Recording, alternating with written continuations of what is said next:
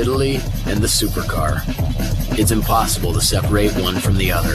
The most powerful and the most exquisite automobiles coming from the land of art, passion, and of course, an undeniable addiction to horsepower. On this episode of Rides, it's off to Italia for the first in-depth look at what some would say is the most super of all supercars on the road today. With only a few thousand made and sold to date, it's one of the reasons why dreams exist. It's the Italian machine that has set the standard for a very select group, and it's being made before our very eyes.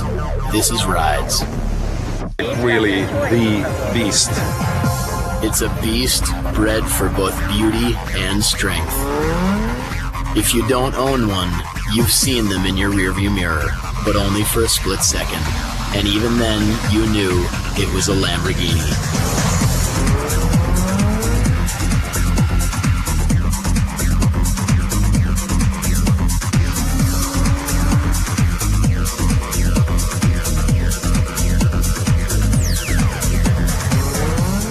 It's amazing how there are only a few Lambos, but there are a lot of stories about them. A lot of passion, you know.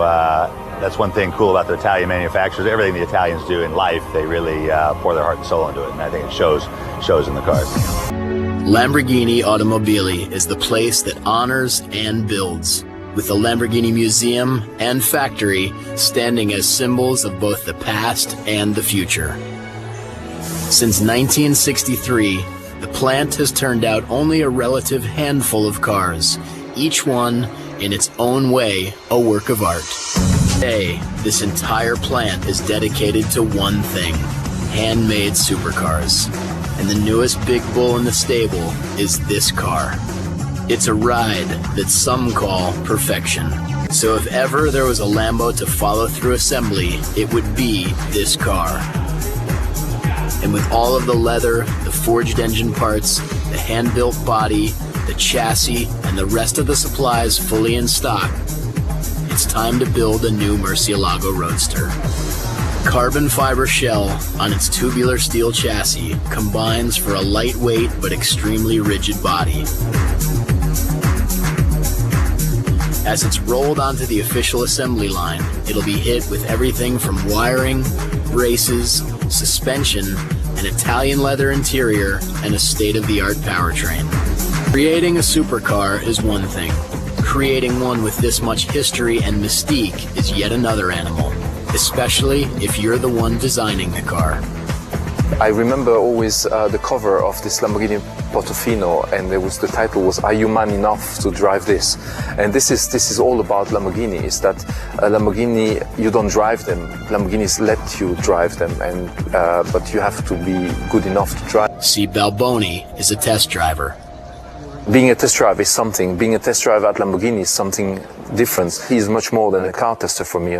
He's the person that links the past to the future. Well, the past and the future are both here at Lamborghini, where the museum shows history while the factory creates history. To push yourself to the limits, and you know that the weakest point, the weakest link in the chain is not the car, it's you.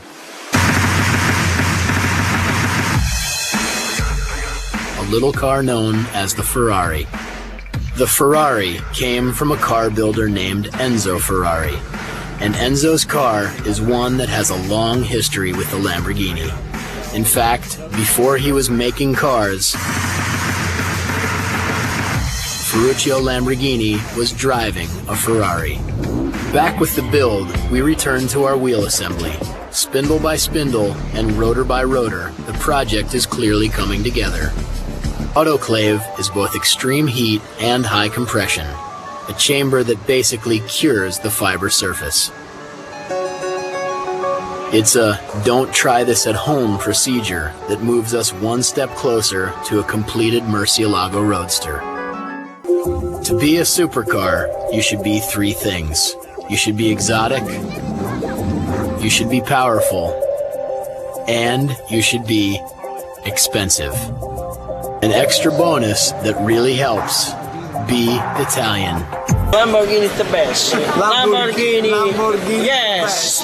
Thank you, thank you, thank you, 100,000 lira. And forget the radio if you're a real Lamborghini driver, because the only music you're gonna want to hear is the song coming from that engine. Lamborghini is 12 cylinder, not 8 cylinder. 12 cylinder, musica.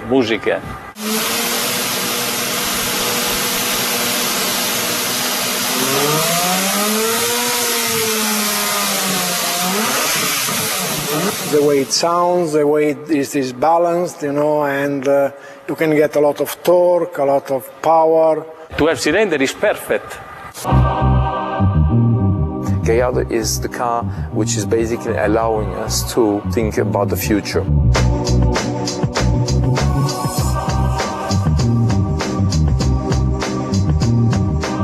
Every line of cars we do at Lamborghini has to be successful. We are a small company, which means we can't afford to do a car which wouldn't sell. And the second thing, more important than even that, is the image of the brand.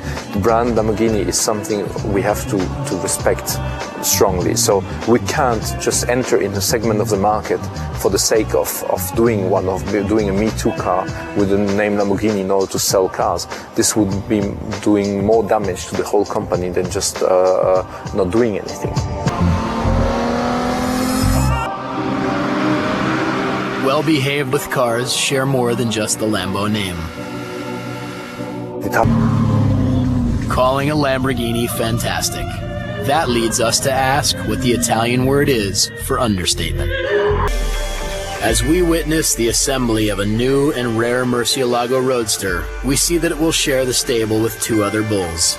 Of course, the Murcielago Coupe and the baby bull here at Lamborghini, the new V10 powered Gallardo.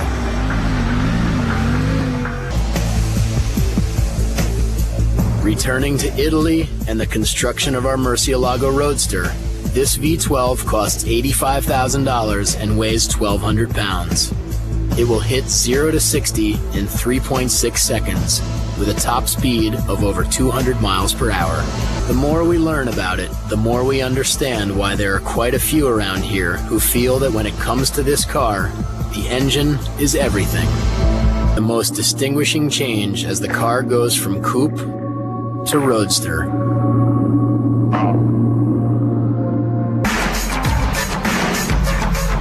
The car is getting delivered to this guy.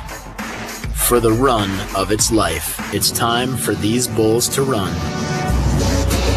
I always read about him, and to be the first time driving with him in the Lamborghini I designed was for me a dream.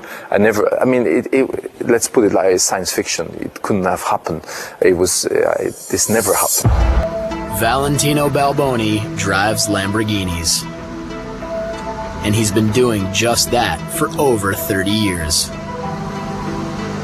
If that's not the coolest job, what is? Knew what he was doing, he wouldn't do it. How legendary is he? Well, he's taken every make of Lamborghini and he's tested them right here on this simple slab of asphalt. And after all these years, everybody around here knows the name of the road he tests on. So, as the running of the bulls begins in a place far, far away, back in Italy, Valentino Balboni takes off.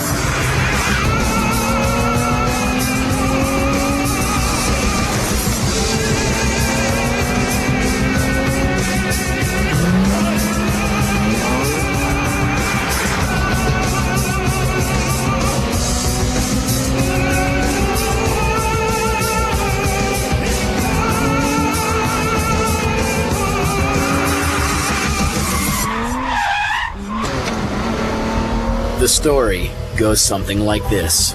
A beautiful but ferocious fighting bull named Murcielago had such heart, the Matador just had to let him live.